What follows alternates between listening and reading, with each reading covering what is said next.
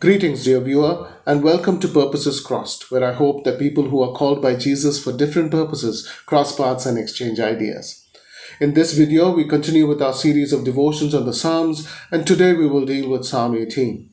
This is the second of three devotions that focus on Psalm 18. In the previous video, we looked at how we should understand the cataclysmic language used in the Old Testament. We saw that the language is not intended to be taken in a literal, face value manner, but in a symbolic manner. We saw that what such language intends to communicate is that God's actions are world altering. This is why the Old Testament uses the language of cataclysm, which actually describes such events: global floods, fires, earthquakes, and falling celestial bodies. Such events, were they to happen, would certainly be world altering. And so the Old Testament uses such language to tell us that God's actions are likewise world altering. Of course, then we are faced with the question, what does divine action look like? Granted that God acts in the world, and granted that his actions are world altering, how would we recognize his actions in our lives? David tells us, "From his temple he heard my voice, and my cry to him reached his ears." Now, the superscription of the psalm clearly states that David wrote this psalm after God had delivered him from his enemies. In other words, God hearing David's cry and answering his pleas for deliverance are the way in which God delivered David from his enemies. Later in the psalm, David says, "He delivered me from my strong enemy and from those who hated me, for they were too mighty for me. They confronted me in the day of my calamity, but the Lord was my support. He brought me out into a broad place. He delivered me because he delighted in me."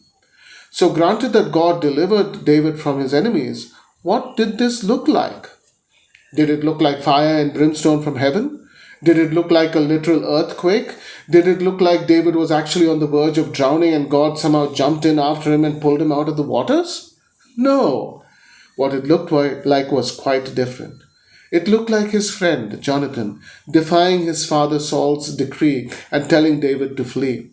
It looked like the priest Ahimelech violating the rules of the showbread and offering it to David and his companions. It looked like the Moabite king allowing David's father and mother to live with him so that David did not have to worry about their safety while he fled from Saul. It looked like Abigail intervening so that David would not have to give in to his desire for vengeance against her husband Nabal. It looked like God using a necromancer to deliver the word of Saul's rejection to Saul. It looked like the Philistines first accepting David when Saul was strong and then rejecting him when Saul was weakening so that David could return to the land of Israel. In other words, when God delivered David, he did so through normal humans going about their normal business with courage and wisdom. This is something we need to recover. We have developed an impoverished understanding of God's action in the world. And this is especially so when we talk of miracles and the supernatural. You see, for something to be supernatural, it must mean that there is something called natural. However, natural, as normally construed, refers to things that God did not do. But in the scriptures, there is nothing that happens without the action of God. Just because I can explain something through visible, normal, regular processes does not mean that God is not involved. When in Psalm 139, David states that God knit him together in his mother's womb, this is not a statement that obstetricians are incorrect in their understanding of human pregnancy. When Paul says that Jesus holds all things together, he does not mean that we cannot find physical laws that accurately describe the processes by which the universe stays functional. Just because I breathe about a dozen times a minute does not mean that this is any less wondrous than something that happens very rarely. What the Bible teaches us is that God is involved in everything. Therefore, to think of God intervening is an oxymoron, for one can only intervene in a process one is not already involved with.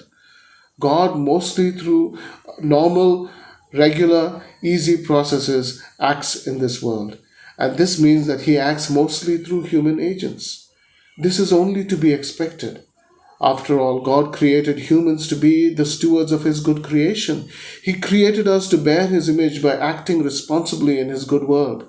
If this is the case, then acting through us to fulfill his purposes is only to be expected, and to look for inexplicable acts is actually a rejection of our God given vocation.